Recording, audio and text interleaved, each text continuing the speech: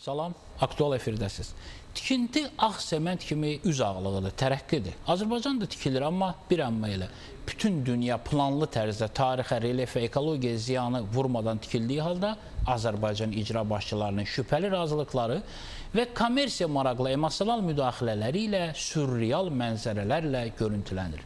Son illər dəniz kənarı tamam satılıb, Bakı artıq sahilsizdir, buzovna qayalığı ancaq rəssam tablolarında qalıb, ağacları, tarixi tikililəri yox edən villaların fonunda öz bağında pəncərə dəyişmək istəyən vətəndaşdan dillə umulan göz yummaqlıq artıq normadır. İcra strukturlarının memarlıq xidmətləri artıq təyinatlarını dəyişib.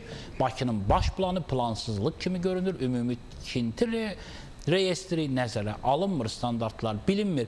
Kim nə tutduğunu da icra edir. Son illərin tikintiləri mənə plaskat vaqonunda Çindən Rusiyaya qaçan Çinli xırdavat alverçilərini xatırladır. Boyuları, rəngləri və geyimləri müxtəlif olan bu insanları ancaq bir zat birləşdirir. Hamısı hiss olunur ki, Rus kömrüyünə pul verib qatara minib. Bugün şəhər salmaya nəzər salacaq. Qonağım Dövlət Şəhərsalma və Arxitektura Komitəsinin Nəzarət Şöbəsinin müdürü Dilxoş Nuriyevdir. Dilxoş müəllim həm də iqtisad üzrə fəlsəfə doktorudur. Birinci sualım sizə belə olacaq. Xoş gəlmisiniz studiyada, sizi görməyə çox şadam. İcra strukturlarının memarlıq xidmətləri qəbul edilmiş qanunvericiliklə bilib işləmirlər ya bilməyib işləmirlər? Orxan müəllim, bir komitə olaraq bizim vəzifə səlahiyyətlərimizə aiddir ki, yerli memarlıq xidmətlərini normativ sənədlərlə təmin edək. Biz bir neçə dəfə komitədə seminar keçirmişik, bütün normativ sənədlərlə memarlıq xidmətlərini təmin eləmişik. Bunlar əməl etmirlərsə, bu qanunla tənzimlənən məsuliyyət daşımalılar bunun üçün.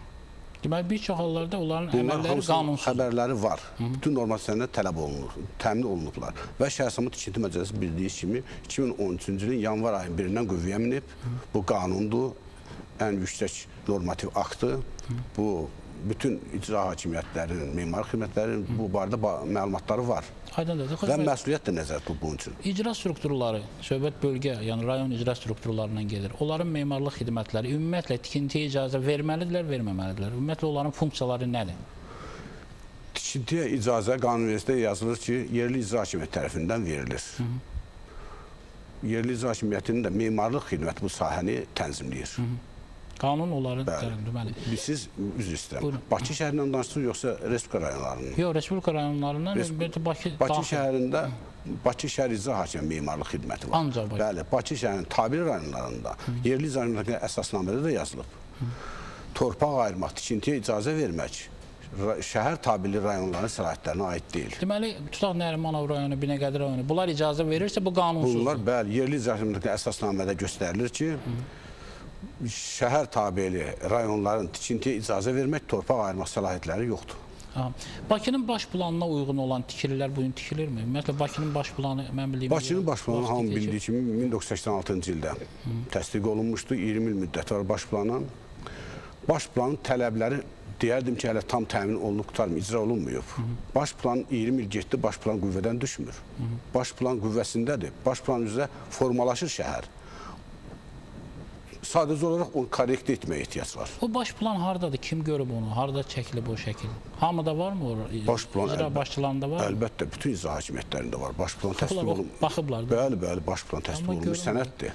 Vətəndaş özəlləşmiş torpağında, Dilxoş müəllim, tikdiyi halal evində dəyişiklik etmək istəyəndə qanunla kimdən icazə almalıdır və kimə rüsum ödəməlidir? Tutaq, mən bağımda pəncərəni dəyişmək istəyirəm. Nə etməliyəm?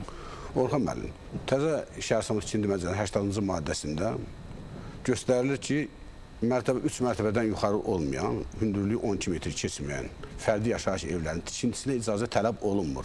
Bir mənalı, bəli, 80.2-ci maddəsində icazə tələb olunmur. Sadəcə olaraq məlumatlandırma icraatı tələb olunur. Torpaq üzərində hüquqverici sənədi olsun və layihəçi tərəfindən, yəni lisenziyası olan layihəçi tərəfindən işlənsin, məlumat üçün göndərsin icra hakimiyyəti. İcra hakimiyyəti bunun üçün nə sərəncam tələb olunur, nə layihəsi razılaşdırmalı köynə qayda ilə. Sadəcə icra hakimiyyəti baxır onun müfəssəl plana uyğun olub-olmamasına. Müfəssəl plana da uyğun olub-olmaması vətəndaşın borcu deyil. İcra hakimiyyətinin borcudur ki, müfəssəl planını işlətsin və təsdiq etsin. Yəni, ev nə istəsə eləyə bilər 12 metrəyə qədər. Bəli, bəli. Bəs vətəndaşın fərdi yaşayış evinin tikintisinə başlamaq üçün məlumatlandırma hüququ bir çox hallarda icra strukturları tərəfindən kobud surətdə pozulur. Belə olan halda vətəndaş kimə müraciət etsin?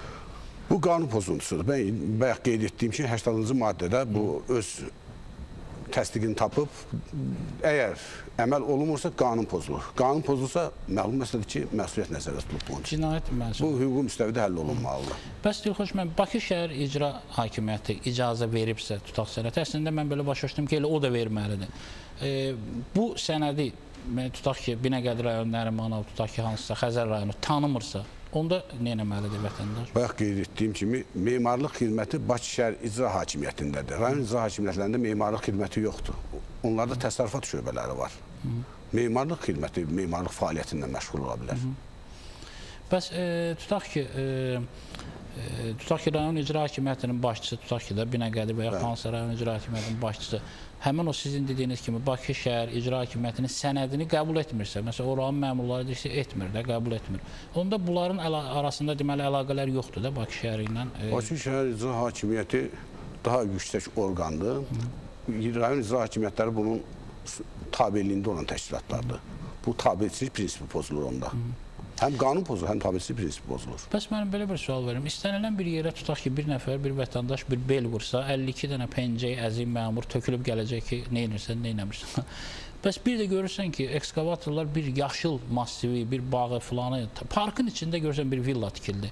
Deməli, qanun hamı üçün deyil və bu görünür də. Bunu eləyən insanın sizcə, yəni mən demirəm mənəvi məsuliyyəti, hüquqi məsuliyyəti kim tərəfindən bunun qarşısı alınmalıdır ki, dövlətin təməl prinsiplərinə də toxunur, hüquqlara da toxunur. Bax, bu nədir qanunvericilik? Əfsuslar olsun ki, belə hallar var və bunu danmaq olmaz.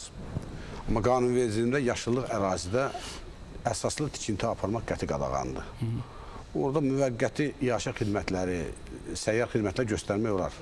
Əsaslı tikinti aparmaq qəti qadağandır. Əgər kimsə bunu eləyirsə, qanun pozuntusudur. Mənim yəqin siz də bilirsiniz və mən bilirəm ki, bilirsiniz. Bakı şəhəri amfiteatrdan ibarət idi, xatırlayırsınız. Bəli, çox gözəl relief var. Bu, deməli, bu amfiteatr tam pozuldu, hətta küləklərin qarşısı belə kəsildi. Yəni, bu da nəzərə alınırdı Bakı tikirlərində, həmişə tarixən nəzərə alınırdı. İndi bu mərkəzin köçürülməsi planlaşdırılırmı? Bilmirsiniz, bu haqda məlumatınız yoxdur. Bəli, baş plan üzrə də bunlar nəzərdə tutulmuşdu və bu gündə baş planda bildiyimiz kimi funksional zonalara bölünür ərazi. Ondan sonra həmin funksional zonalar üzrə müfəssəl planlar tərtib olunmalıdır. Konkret obyektlər necə yerləşdiriləcək. Bəli, Sovetski adlandırdığım ərazinin müfəssəl planı tərtib olunmuşdu. Bu günləri icraya hazırdır. Orada park olacaq, mən biləm. Orada 5-7 mərtəbəli yaşayış binalardır və ərazinin demək olar ki, 1/3 hissəsi park nəzərdə tutulur. Həqiqətən də şəhərin mərkəzində parklara ehtiyac var. Sıxlıq azaltmaq məqsədilə, bəli. Deməli, ehtiyac var şəhərin mərkəzində, yaşıllıqlara ehtiyaclar var. Hər təzə təyin olunan məmur özü ilə elə bir yeni bir qanunlar gətirir və bu qanunlar da qiyməti filan hər şeyi dəyişdirir. Sizcə, məmur qanuna tabi olmalıdır ya qanun hər dəfə dəyişir və bu da vətəndaşa təbii təsir edir. Tutaq vətəndaş 10 il bundan qabaq bir sənəd alıbsa, buna deyirlər bu sənəd keçərli deyil, çünki təzə sənəd al, bilmirəm da dırnaqçı yağın, siz də bilirsiniz, mən nə deyirəm. Qısa bir cavab verərdim ona. Qanun şahdır, şah qanun deyil. Məmur qanun yarada bilməz. Qanunverici orqanımız var, qanun yaranır, hamına tabi olmalıdır. Mənim o 12 metrlə bağlı siz dediniz, həqiqətən də bu çox rast gələn məsələdir. Çox yaralı sahədir və vətəndaşlar çox şikayətlər eləyirlər. Sizdə belə bir faktlar yağın çox başınıza gəlib. Səbahi rayonunda belə bir fakt olmuşdur. Bəli, Səbahi rayonunda, bəli, 11 martda mən elə bir faktla rastlaşmışam. Fərdi yaşayış evinə həm sərəncam verilib, həm layihəsi razılaşdırılıb. Bir gün içində. Bəli, bu bir gün içində olsun. Amma qanun deyir ki, icazə tələb olunmur, layihəsi razılaşdırılmamalıdır. Qanun bunu deyirsə, icra hakimiyyəti niyə bunu əməl eləmir? Mənə sonuncu sual verim sizə. Bu insanlar hüquqi baxımdan maariflənməlidirlər də. Bunlar mənə elə gəlir ki, hüquqların bilməməyindən irəli gəlir və bu qədər bunlar rüşvət verirlər, nə edirlər. Necə eləyək bu insan öz hüququnu bilsin? Efirdən istifadə edib Orxan müəllim, elə deyirəm, bizim millətdə ümumiyyətlə öz hüququnu bilməyə maraq o qədər yoxdur. Bu hüquqi savadları biraz aşağı olan adamlar tez aldanırlar. İcra hakimiyyətlərindən müraciət edirlər, mənə icazə verir. Bu qanunu bilgirəm. Bilgirəm ki, icazə tələb olunmur.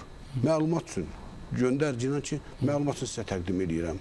Niyə icazə tələb edirsən, oradan da sonra aldanırsan? Ehtiyac yoxdur buna. Görək, yaşaya nə olur? Mənə elə gəlir ki, insanlar artıq öz hüquqlarını bildilər. Çox sağ olun, stüdiya gəldiyinizə görə böyük işlə məşğulsuz. Həqiqətən də vətəndaşları maarifləndirirsiniz. Minnətdaram sizə. Mən gözümü açandan Azərbaycanda kök var. Ev tikən də, ev satan da narazıdır. Amma bununla belə evlər tikilir də, satılır da, bu evləri gəlin də gətirilir, toy da olur, uşaqlar da olur. Yəqin bütün dünyada tikinti işi belə haküylüdür də. Amma o da var ki, mən ancaq Azərbaycanda ev tikənin hesabına, ev tikən məmurlar, adamları da görürəm. Və biz bu mənada çox nadir və özəl cəmaatıq ki, bir-birinin evini yıxa-yıxa ev tikirik. Çünki qonşuluqda iqtisadi vəziyyət var. Onun da aparıcısı Alidədir. Alidə, dünyada da ev yəqin ki, tikilir. Amma daşla tikilir. Buyur, söz səndədir. Salamlayıram Orxan müəllim sizi və tamaşaçılara. Axşamınız xeyir olsun. İqtisadiyyat xəbərləri start götürür. Prezident İlham Əliyev böyük vətən müharibəsində iştirak edən bəzi kateqoriyalardan olan şəxslərə prezident təqaüdünün artırılması, bir dəfəlik müavinətlərin verilməsi və onların ilk dəfə olaraq avtonəqliyyatla təmin olunması barədə sərəncam imzalayıb və iqtisadi sahəyə aid olan digər xəbərlərimiz də olacaq. Maraqlıdır, izləməyə dəyər. Çox sağ ol Alidə. Mənə elə gəlir ki, İqtisadlı xəbər fonunda dünyada və Azərbaycanda baş verən ən mühüm xəbərləri həmkarlarım sizə vaxtında, vədəsində və düzgün çatdıracaq. Hələlik isə bu qədər. Mənlik, bu veriliş hələlik bugün bitir. Sağ olun.